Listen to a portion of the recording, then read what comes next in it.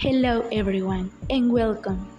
Today we are going to talk about a very powerful tool in English, the modal verbs can and can't.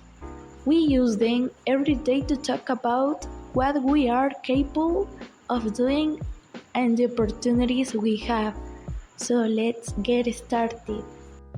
First, what exactly is can? In simple words, it is a modal verb we use to express ability and possibility. As the slide says, our abilities define what we can do, and possibility define how far we can go. But here is the best trick about this verb. It never changes. Forget about ending else or else for he, she, or it. It stays exactly the same for all pronouns. For example, we say she can dance and she can fly. No complications at all. Now, let's break down its two main jobs. On one hand, we have abilities, which are skills or talents. For instance, Natalia can speak Spanish fluently, or Cesar we can cook delicious Italian food. If it is something you don't know how to do, you just use the negative, like I can swim in deep water. On the other hand, we have possibility, which refers to things that are optional, allowed, or achievable depending on the situation. Affirmative structure. Let's look at how we build an affirmative sentence. The structure is like a puzzle with three pieces. First, your subject, then can, and finally the verb. It is the most basic form. Look at the example. She can play the guitar. Notice that we don't say plays, just play. It is direct and straightforward. Negative structure. What if we want to say no? We use the negative structure. We simply change can't to can't, which is the short, natural contraction of cannot. Our formula remains the same.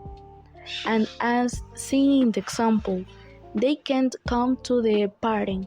This clearly indicates that something is impossible or not allowed at this time. Interrogative structure and short answers. To ask questions, we make a small change. We place can at the beginning of the sentence before the subject. So instead of you can swim, we ask can you swim?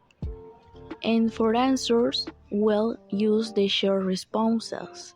It's not necessary to repeat the entire sentence. A simple yes, I can or no, I can't is more than enough to be clear. Golden rules. This is the most important slide, the golden rules. To avoid typical mistakes that people make when learning English. Remember that Ken is a love wolf, it doesn't need help. Never say I can to drive or she can swim. Those are incorrect.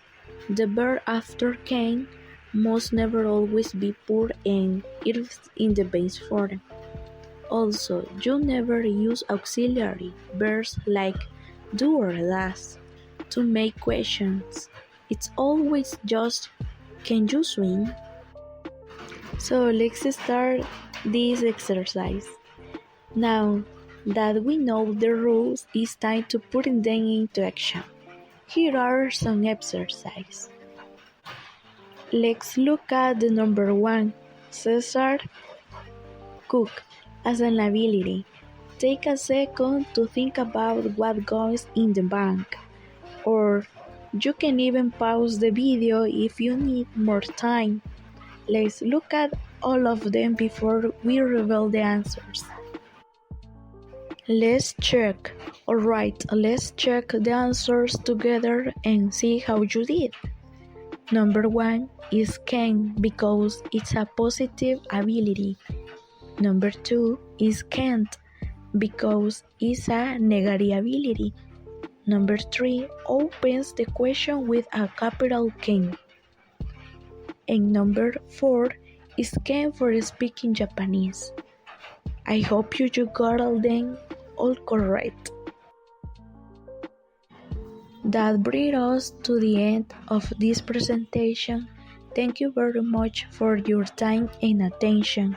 If you have any question about this topic, feel free to reach out to me. Have a great day and see you next time.